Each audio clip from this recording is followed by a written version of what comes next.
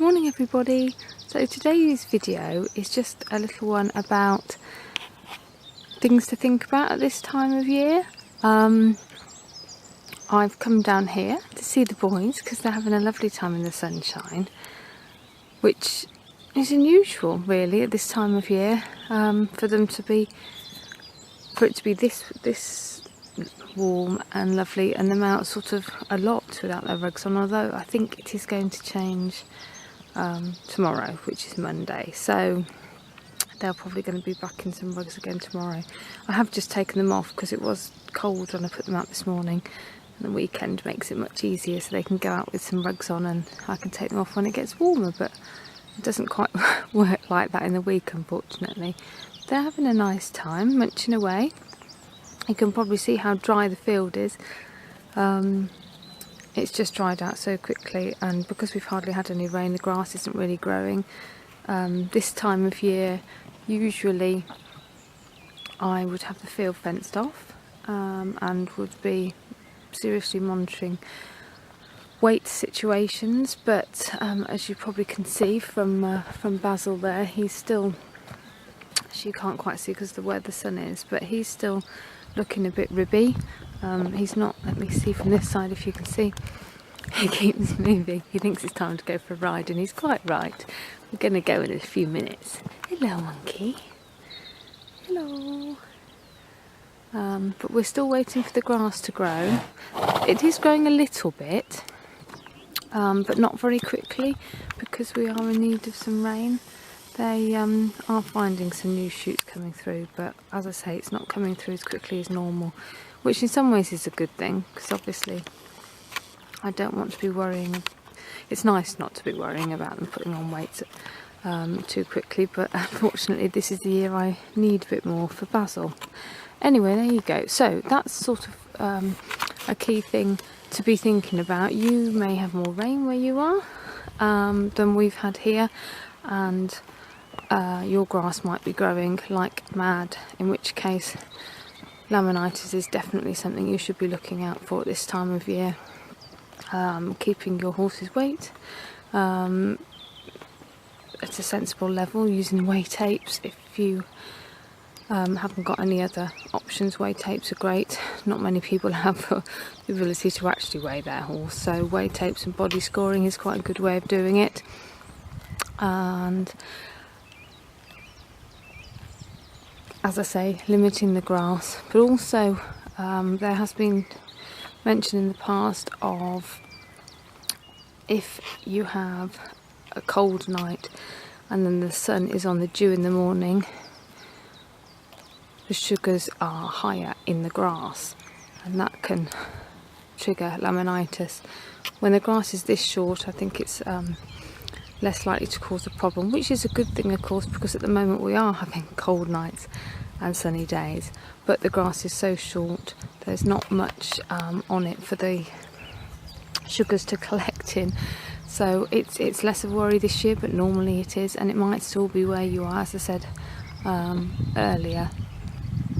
The other thing that I have now done, got some bottom shots here that I've done this year already, which hopefully you would have done as well if you have your own horse, is egg counts.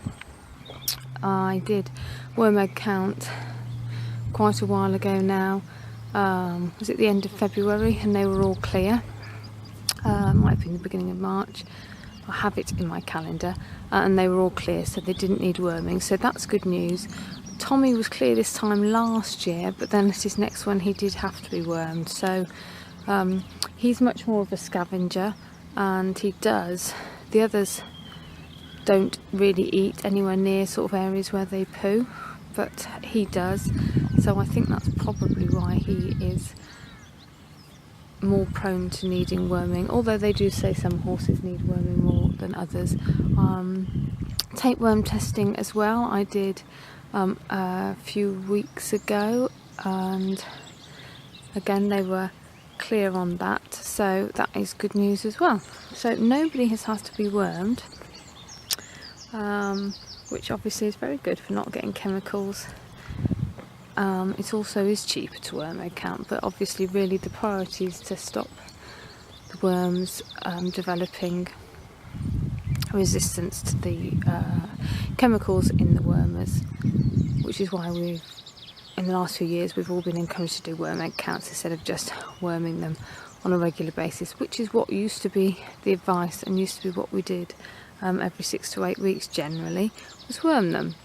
That has been less so since I have been where we are now, though. So and there weren't horses on here for a long time beforehand, so I guess I've had an advantage in that, because there wouldn't have been a build-up of worms on the field. It had been empty of horses for quite a long time, and it needed quite a lot of work when we got here, but it does mean, as I say, that there wouldn't have been any worms in the ground, so it only would have been what Chesney and Basil and Fidget at the time brought with them, and I never had real problems with worms with them where we were before. So Tommy obviously would have been the biggest risk in terms of worm burden. It does take some time to get them out of their system. Anyway, so that's the other thing obviously to be looking out for at this time of year. I have started poo picking. I don't poo pick over the winter, I'm afraid. The worms obviously are generally sort of burrowed into the ground over the winter anyway, so they are really active, if that's the right word, in the spring, over the winter, but obviously as soon as the temperatures get better they start becoming active again. So that's why I don't poop. It's part of the reason I don't poop pick over the winter, and obviously I start in the spring. The other reason I don't do it in the winter is I can't actually get the wheelbarrow in the field because of all the mud in the gateway. So and it's not very pleasant in the winter doing it either. So I just do it in the spring, summer and autumn months. But obviously I've started doing that as well.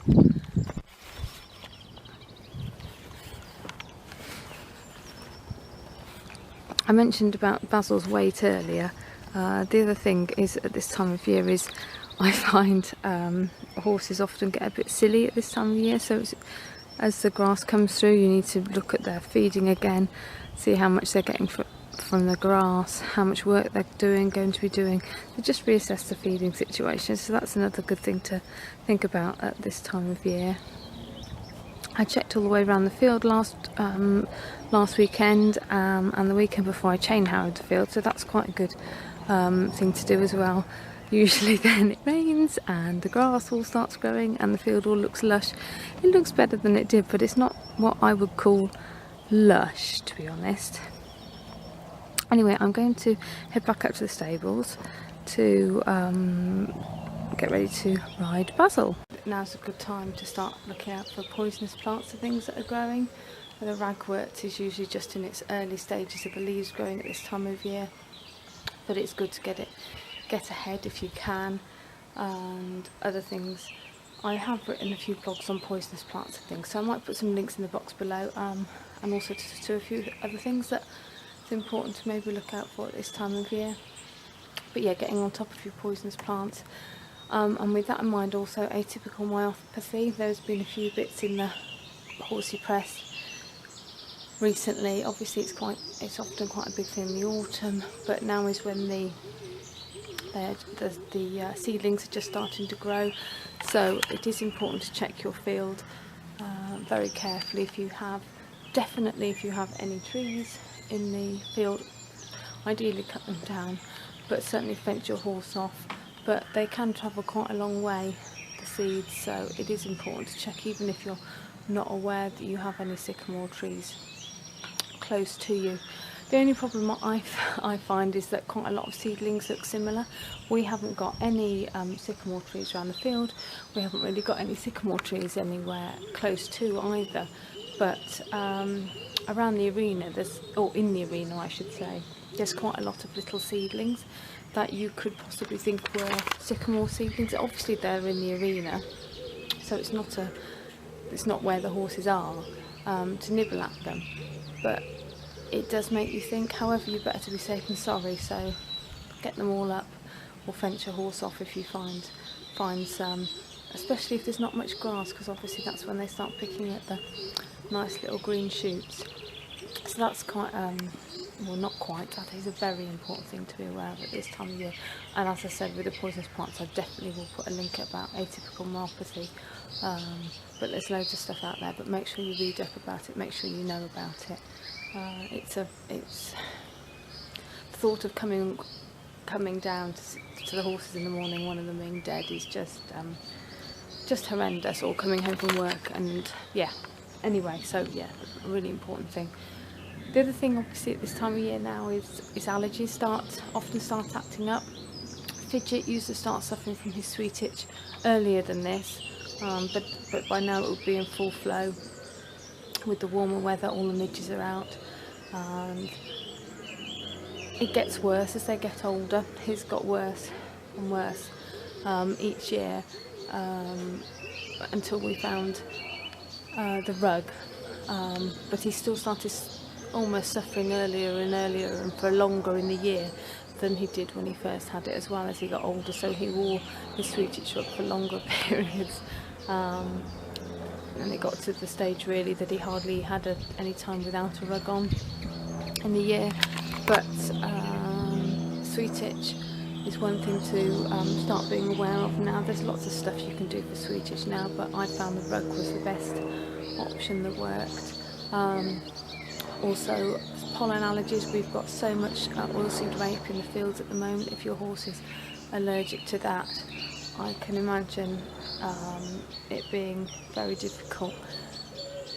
Some horses have head shake. I nearly said just head shake, but they don't just head shake, because it's not easy with that. But a mask over the nose might help with that.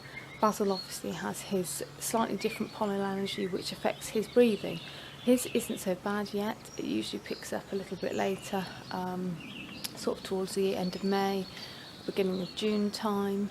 I still haven't really identified which pollen it is, but he's obviously at the moment doesn't have a huge reaction to tree pollen, which is what is out at the moment. And he is, some days, I expect today, because it's going to be hot again, his glands swell up, but his breathing is still fine at the moment, and he isn't having a snotty nose. But being aware of other sorts of allergies, coughs, and all sorts of stuff.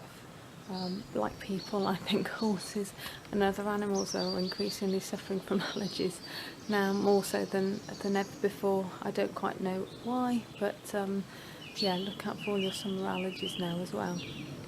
So that's just a few things to look out for at this time of year, really.